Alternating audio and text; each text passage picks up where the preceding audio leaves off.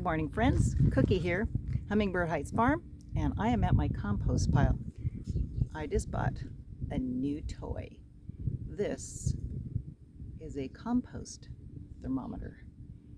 When it is in the green, it's working, it's stationary, doing good work, breaking things down, but when it's in the red, it is cooking, and if you have to keep it below the 160, otherwise you will kill all your good microbes. So I'm going to test it and see what it is. So you're here with me. We are going to, this is 2 feet long, 24 inches, and you need to get it into the center of the compost. Oh, it's in the green zone. It's going into the red zone. It's above 140. That means it's cooking. How exciting. Been wanting to do this. Finally got enough good chicken manure and straw from my neighbor's chicken pile and added into my soil. It's at 150. That is perfect cooking time. Now, I've had this sitting here for a week. It's moist, but not completely. If you can see, some of this is dry, some of this is wet.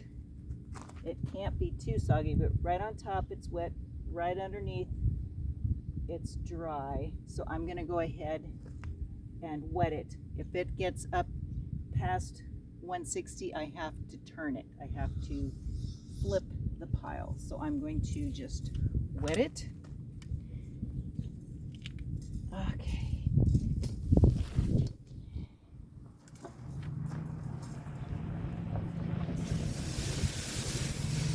Get it nice and saturated.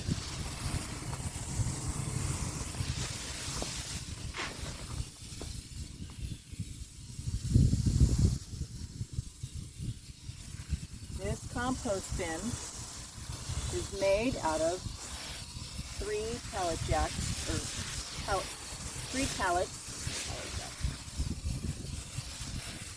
and I layered this with straw and chicken manure with some soil, some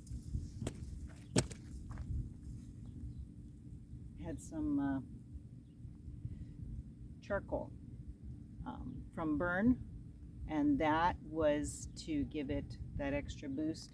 And then I had some green manure, which is all my leaves that I pulled from my garden, and I layered those in there. So I believe it's 60% browns, 40% greens. The charcoal gives it some of that element. And I've got these bags are full of the flowers from my Palo Verde trees. So I collected out of my 6 Palo Verde trees, I blew off the whole front yard rock area, and I have 11 bags that are going to be future mulch. I don't waste.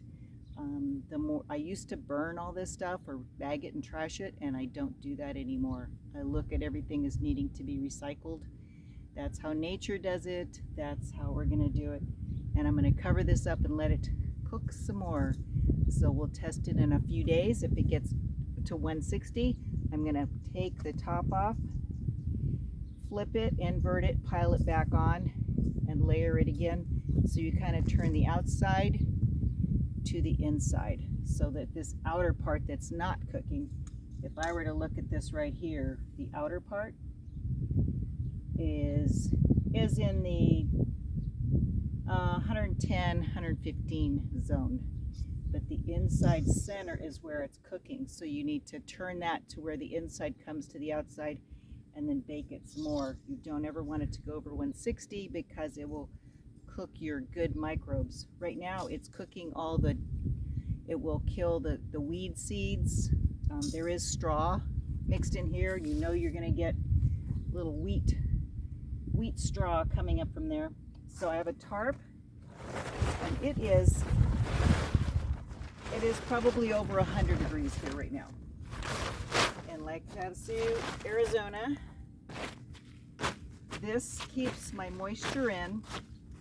It becomes its own little baking oven. And I just secure that down so the wind doesn't catch it. Keep it away. And some rocks along the edge.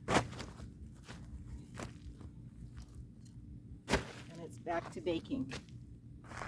So we'll see what happens next. Thanks for coming along with me on my little discovery of my new compost thermometer, my new toy. Thanks for hanging out today.